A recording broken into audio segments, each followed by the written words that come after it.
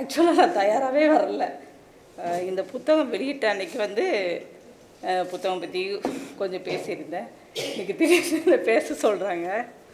Okay, நண்பருங்கிறனால பேசலாம். எனக்கு ரொம்ப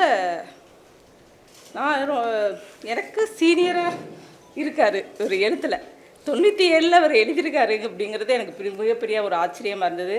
நான் 2002, 2004 அதுக்கப்புறம் தான் எழுதியிருக்கேன். ஆனால் தொடர்ந்து இவங்க சொன்ன மாதிரி தான், துரை சொன்ன மாதிரி தான், அவர் ஏமாற்றிட்டுருக்காரு. இவ்வளோ பெரிய ஒரு கதை சொல்லி மொழியை வந்து அவ்வளவு ஆழமாக வந்து அவர் பயன்படுத்தியிருக்காரு. ஏன் வந்து அவர் எழுதலைங்கிற ஒரு பெரிய ஒரு கேள்வி வந்து எங்களுக்குள்ளே தொடர்ந்து இருந்துகிட்டே இருந்தது. துரை கூட என்கிட்ட வந்து ரொம்ப இதை பற்றி இன்றைக்கி பேசிகிட்டே இருந்தார். அவர் ஏன் எழுதலைன்னு ரொம்ப ஆதங்கமாக இருந்தார். தொடர்ந்து வந்து அசீன் வந்து எழுதணுங்கிற விருப்பத்தை வந்து நான் இங்கே தெரிவிச்சுக்கிறேன். இந்த புத்தகம் வந்து எப்போவுமே புதுசாக இருக்கும். இன்னும் ஒரு 10 வருஷம் படித்தா கூட அன்றைய காலகட்டத்துக்கு இலக்கியத்தோட போக்குக்கு ரொம்ப நெருக்கமாகவும் இருக்கும். ஏன்னா மாஸ்டர்ஸோட இப்போ மார்கஸ் வந்து எப்போ எழுதியிருக்காரு, டால்ஸ்டாய் எப்போ எழுதியிருக்காரு, இப்போ நீங்கள் படித்தா கூட அந்த எழுத்து வந்து உங்களுக்கு புதுசாக இருக்கும், புது செய்தியை வழங்கும். அதோடைய லாங்குவேஜ் வந்து ரொம்பவே புதுசாக இருக்கும். ஸோ வந்து உங்களுக்கு வந்து படிக்கிறதுக்கு வந்து ஒரு பழைய எழுத்தை வாசிக்கிறோம் அப்படிங்கிற ஒரு தன்மையை வந்து நமக்கு கொடுக்கவே கொடுக்காது. அது மாதிரி தான் வந்து ஹசீனோட இந்த புத்தகத்தை நான் சொல்லுவேன். ஏன்னா இஸ்லாமியோட அந்த வழக்காற்றுக்குள்ள எப்பயுமே வழக்காற்றுக்கு ஒரு சிறப்புத்தன்மை இருக்குது. அது பழசே ஆகவே ஆகாது. நீங்கள் வந்து உங்கள் ஸ்லாங்கில் எழுதப்படுற இந்த கதைகள் வந்து பழசாகவே ஆகாது. அப்படியான ஒரு தன்மை வந்து இதில் இஸ்லாமிய அந்த வழக்காற்று சொல்முறை இருக்கிறதுனால, அதே சமயத்தில் கதைகளை துரை சொன்ன மாதிரி கச்சிதமாக சொல்லப்பட்ட அந்த மொழி நடையாலையும் அதே மாதிரி அதோட ஸ்ட்ரக்சராலையும் இது என்றைக்குமே புதுசாக படிக்கப்படுற ஒரு தொகுப்பாக தான் இருக்கும் அப்படிங்கிறது என்னோடய நம்பிக்கை. இதில் வந்து முக்கியமாக வந்து நான் ஒரு அரசியல், அதாவது இஸ்லாமியர்கள் பற்றி வந்து ஈழ விடுதலை அவங்களுக்கு எவ்வளோ தூரத்தில் இருந்தாங்க அப்படியான ஒரு சிந்தனை தான் வந்து தமிழ்நாட்டு மக்களுக்கு இடையில வந்து சொல்லப்பட்டிருந்தது. நமக்கு தெரியும், கிழக்கு பகுதி முஸ்லீம்கள் வந்து வெளியேற்றப்பட்டது. அதற்காக விடுதலை புலிகள் இயக்கத்தில் நேரடியாக அவங்க வந்து தன்னுடைய அது தவறு அப்படின்னு சொன்னாங்களான்னு எனக்கு தெரியாது.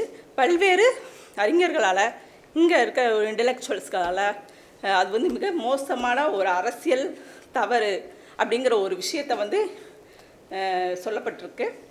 ஸோ வந்து அப்போ முஸ்லீம்கள் வந்து ஈழ விடுதலை இயக்கத்தில் அவங்க பங்கு பெறலையா அப்படிங்கிற ஒரு கேள்வி எனக்கு அதை பற்றி எப்பயுமே யோசிச்சதில்லை. ஓகே, அவங்களுக்கு அதுக்கு சம்மதம் இல்லாமல் தான் இருந்திருக்காங்க போல் அப்படியான ஒரு சிந்தனை தான் எனக்குள்ளே இருந்தது.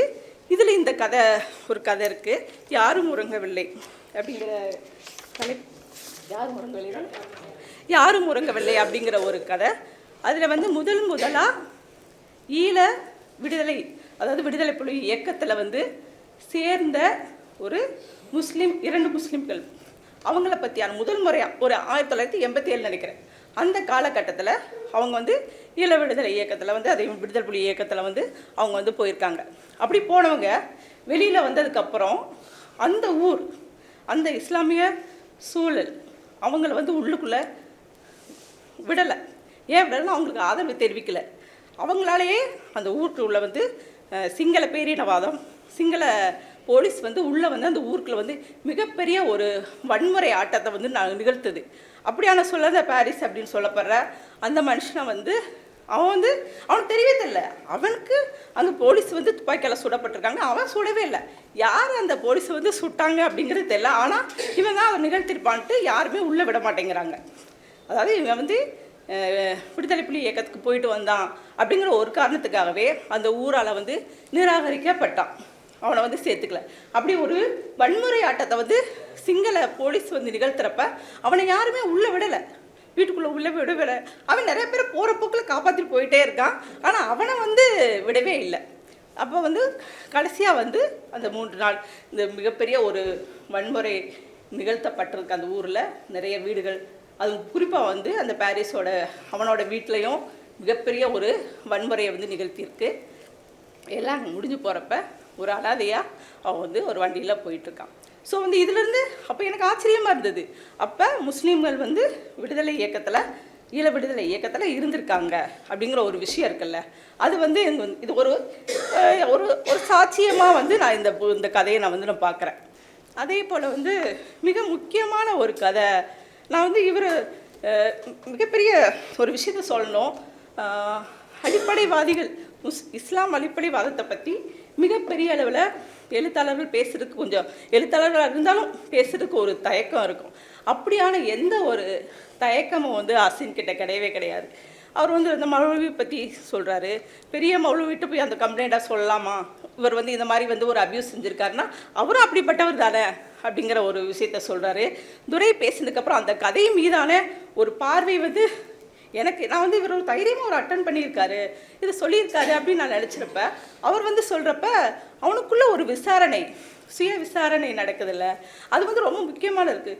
வன்முறையை எங்கே தடுக்கப்படுதுன்னா, நமக்கு ஒரு கொடுமை வந்து நிகழ்த்தப்படுது, அதுக்கு பதிலாக வந்து இன்னொரு கொடுமையை நம்ம செய்கிறோம் அப்படிங்கிற ஒரு இது இருக்குல்ல, ஒரு நியாயமான ஒரு தண்டனை வழங்கலாம். ஆனால் அந்த சுய விசாரணை மட்டும்தான் திரும்ப திரும்ப வன்முறைகள் நிகழப்படுறது வந்து தடுக்கப்படுது. அப்படியான ஒரு விஷயத்தை தான் நான் அந்த மௌலவி கதையில் வந்து பார்க்குறேன். அவன் போகிறான், கேள்வி கேட்குறான், அவனால் ஒரு அருவாள் எடுத்து அவன் தலையை வீசியிருக்க முடியும், என்ன வேணால் செஞ்சுருக்கலாம். அவர் சொன்ன மாதிரி ஒரு எழுத்தாளருக்கே உரிய ஒரு கேள்வி வந்து அவருக்கு வருது. அவன் தான் தோல்வி அடைஞ்சிட்டான்ல, அவன் வந்து ட்ரை பண்ணியிருக்கான், அதை செய்யலை, அப்போ அவனை எப்படி விட்டுட்டு போகலாமா, இல்லை அவனை வந்து வெட்டி போட்டுடலாமா, என்ன செய்யலாம் அப்படிங்கிற ஒரு கேள்வி வந்து அதுக்குள்ளே இருக்கு. அதை படிக்கிற நம்ம தான் வந்து அதை நம்மளுடைய மனநிலை தான் வந்து அதை தீர்மானிக்கும் அப்படின்னு நான் நினைக்கிறேன். அப்புறம் அந்த முடிக்கிறப்ப, அந்த கதையில் முடிக்கிறப்ப குழந்தைகளால் என்ன செய்ய முடியும்? அட்லீஸ்ட் வந்து அது ஒரு நாய் வந்து துரத்துறப்ப செருப்பு எடுத்துகிட்டு ஓடி வர முடியும், அதை தான் அந்த குழந்தையால் செய்ய முடியும் அப்படிங்கிற மாதிரி வந்து அந்த கதையை முடிச்சிருந்தார். அது எனக்கு ரொம்ப பிடிச்ச ஒரு கதை. ஸோ அதை தாண்டி வந்து மிக முக்கியமான ஒரு கதையாக வந்து நான் பார்க்குறது இந்த தொகுப்பில் தலைப்பு கதை பூனை அனைத்தும் உண்டும். இந்த கதை வந்து கிட்டத்தட்ட ஒரு நாவலுக்குரிய தன்மை, குறுநாவல் அப்படின்னு தான் சொல்லலாம், ஒரு சிறுகதை அப்படின்னு நான் சொல்ல மாட்டேன். கிட்டத்தட்ட ஒரு 50 பக்கங்களுக்கு மேலே வந்து இந்த கதை வந்து இருக்கும். இந்த கதை வந்து பொதுவாக வந்து போர் சூழலில் இருக்கிற ஆட்கள், அதாவது போர் சூழலில் சந்தித்த நபர்கள் அதுக்குள்ளேயே உழன்றுட்டு இருக்க முடியாது. அதே போல் தான் ஹசீனுங்கிற ஒரு ரைட்டரும் அந்த மாதிரியான ஒரு போர் சூழலில் அது எப்போவுமே மனசுக்குள்ளே நினைவுகளை வச்சுக்கிட்டே இருக்கிறதுங்கிறது மிக கொடூரமான ஒரு வழி. எப்போவுமே நீங்கள் அந்த வழியை தொடர்ந்து அனுபவிச்சுக்கிட்டே இருக்க முடியுமா? ஆனால் அனுபவிச்சுக்கிட்டு தான் இருப்போம், வெளியேற நினைப்போம், ஆனால் அதை அனுபவிச்சுக்கிட்டே இருப்போம்.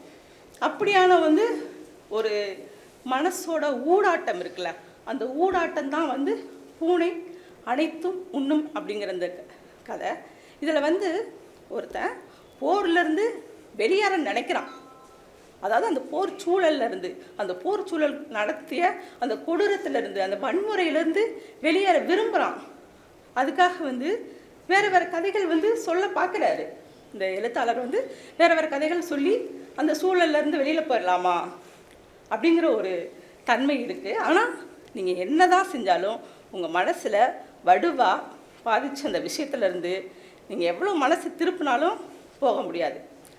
அப்படி தான் இந்த பூனை அனைத்து முன்னு கதையில் ஒரு பத்திரிகை ஆசிரியர்னா இலக்கிய பத்திரிகை நடத்தக்கூடிய ஒரு பத்திரிகை ஆசிரியருக்கும் அந்த கதையோட நாயகனுக்குமான ஒரு உறவு, அந்த நாயகன் காதலிக்கக்கூடிய ஒரு பெண், அந்த பெண்ணை அந்த காதல், இப்படியான ஒரு கதையை அவர் சொல்ல விரும்புகிறாரு. ஆனால் அவர் அதை மட்டும் சொல்ல முடியல. இது ஒரு பெரிய தைரியமான அட்டம்ப்ட்டு நான் சொல்லுவேன். சொன்ன மாதிரி லெஸ்பியன், ஹோமோசெக்ஸ் இது ரெண்டையுமே வந்து மிகப்பெரிய அளவில் வந்து மற்ற மதத்துக்கு எனக்கு தெரியலை, இஸ்லாம் மதத்தில் இருக்கவங்க அதை பேசுறதுக்கே வந்து தயங்குவாங்க, அதை அனுமதிக்க மாட்டாங்க. அப்படி ஒரு விஷயமே வந்து மிகப்பெரிய ஹராம் இப்படி தான் இருக்கும். அப்படியான ஒரு சூழலில் அவர் எழுதின இந்த காலகட்டம்ங்கிறது ரொம்ப முக்கியமானதாக இருக்குது. ரொம்ப இயல்பாக ஒரு அந்த பத்திரிகை ஆசிரியருக்கும் அந்த கதை சொல்லக்கூடிய அந்த நாயனுக்குமான பேர்கள் நான் மறந்துட்டேன், அதனால் பேரை சொல்லலை, அவனுக்குமாக நடக்கிற ஒரு சின்ன அளவு பெருசாக நேரடியான ஒரு ஒரு செக்ஸ் அப்படின்னு சொல்லிட முடியாது. ஆனால் சின்ன அளவு ஒரு கவர்ச்சி, ஒரு ஈர்ப்பு அப்படிங்கிற ஒரு விஷயம் இருக்கும். அப்போ அதை வந்து ரொம்ப இயல்பாக வந்து அதை சொல்கிறாரு. அதே அந்த நபர் கதை சொல்லக்கூடிய அந்த நாயனுக்கு காதலியோட ஒரு காதலி இருப்பா. அவள் பின்னாடி போவான், பேசுவான், அவளை விட்டு இந்த விலகுவான். இப்படியான ஒரு தன்மை இருக்கு. எனக்கு மிகப்பெரிய ஆச்சரியமாக இருந்தது. இவ்வளோ இயல்பாக, அதுவும் ஒரு நல்லதா கெட்டதா அவர் சொன்ன மாதிரி சரி தவறுகளுக்கு அப்பாற்பட்ட ஒரு உலகத்தில் வந்து அவர் நின்று அதை வந்து பேசுகிறாரு. அது ஒரு ஒரு எக்ஸ்பீரியன்ஸ், எல்லாருமே கடந்து வர ஒரு எக்ஸ்பீரியன்ஸ். நிறைய ஏன்னா ஓகே நான் அப்படிப்பட்டவனா அப்படிங்கிற தெரிஞ்சுக்கிறதுக்கானதாகவும் இருக்கலாம், அல்லது வந்து அது தவறுன்னு சொல்லலை, அது சரின்னு சொல்லலை, அது லைட்டாக நிகழ்ந்துட்டு போகுது. அப்படி ரொம்ப அந்த தன்மை வந்து எனக்கு ரொம்ப பிடிச்சிருந்தது. இப்படியான அந்த ஒரு கதை சொல்லலை அவரால் போர் சூழலை மறக்கவே முடியல. இதுக்கு பின்னாடி என்னதான் அவனுக்குள்ள ஒரு காதல் இருந்தாலும், ஒரு ரிலேஷன்ஷிப் இருந்தாலும், அது அந்த போர் வந்து எவ்வளோ தாக்கத்தை ஏற்படுத்துது, எவ்வளோ பிரச்சனைகளை உருவாக்குது அப்படிங்கிற ஒரு விஷயம் இருக்குல்ல, அது இந்த கதையில் வந்து மிக சிறப்பாக சொல்லப்பட்டிருக்கு. இந்த போர் சமயத்தில் இஸ்லாமியர்கள் வந்து அனுபவித்த அந்த துன்பங்கள், அவங்களுக்கு 2 விதமான துன்பம் இருக்குது. ஆக்சுவலாக இவங்க வந்து ஈழ விடுதலைக்கு எதிரானவங்களாக பார்க்கப்பட்ட ஒரு விஷயம் இருக்குது. சிங்கள பேரினவாதம் வந்து அவங்கள வந்து அணைச்சிக்குமா, அவங்களுக்கு அதே விதமான துன்பங்கள், அவங்களுக்கு அதே மாதிரியான வன்முறைகள் நிச்சயமாக இருக்கும். ஸோ வந்து இந்த 2 விதமான ஒரு ஒடுக்குமுறையை வந்து இஸ்லாமியர்கள் வந்து சந்திச்சிருக்காங்க. அதோட ஒரு சாட்சியமாகவும் இந்த பூனை அணைத்து உண்ணும் கதையை வந்து நான் பார்க்குறேன். ஸோ வந்து இந்த போதும் நினைக்கிறேன், மற்றவங்களும் பேசியிருக்காங்க. இன்னொரு சந்தர்ப்பத்தில் இந்த கதைகள் குறித்து இன்னும் நான் வந்து விரிவாக எழுதுறதுக்கு நான் ஒரு அதே மாதிரி செங்கவலை இந்த கவிதை அவர் சொன்ன மாதிரி அவங்க ஒரு முஸ்லீம்கள் வந்து விவசாயம் பண்ணுவாங்களா அப்படிங்கிறதே இல்லை, ஒரு வணிகர்களாக தான் அவங்கள வந்து நம்ம பார்த்துருக்கோம். இங்கே நான் வந்து இவரை ஹசீனை வந்து ஒரு விவசாயியாக பார்த்துருக்கேன். அவர் வந்து நிறைய அவங்களுடைய நிலம் வந்து அவங்க வந்து விவசாயம் பண்ணிக்கிட்டு இருக்காங்க. அவங்க அப்பாவும் அது மாதிரி அவங்களுடைய ஒரு சித்திரம் இருக்கு, அவங்களோட பொண்ணுங்களோட புகைப்படம் ஒன்று நான் வந்து ஃபேஸ்புக்கில் பார்த்தேன். ஒரு பெரிய ஒரு வயல்வெளியில் 3 குழந்தைகள் வந்து இருக்கிற மாதிரியான ஒரு அந்த மாதிரியான ஒரு விவசாய சூழல் அப்படிங்கிறது இருக்குங்கிறதையும் இந்த சில கதைகளில் நம்ம வந்து உணர முடியுது. அப்படி வந்து செங்கவலை அப்படிங்கிற அந்த கதை வந்து வேட்டையாடக்கூடிய வேட்டைக்கு போகக்கூடிய ஒரு கதை.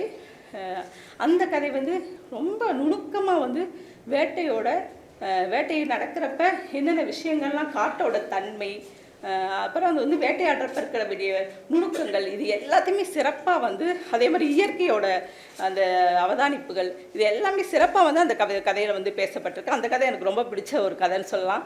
அதே போல் வந்து அந்த உனது விழியில்